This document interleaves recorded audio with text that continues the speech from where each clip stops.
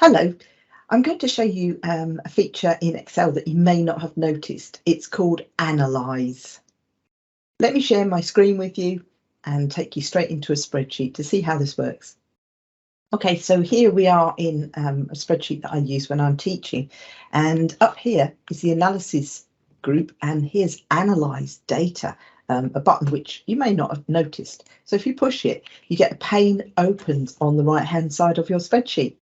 So as Analyse opens up the pane on the right, it looks into your data on your spreadsheet to see what insights it can bring you about your data.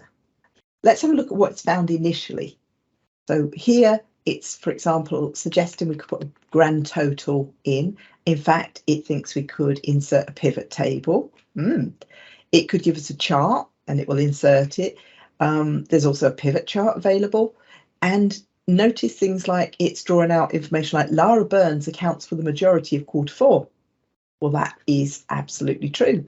So it's just pointing it out to us, gives us totals by name. And look, there's another 14 results down here. So I thought to myself, let's give it a whirl. Let's give it a tester, because right up at the top here, you can ask a question about your data.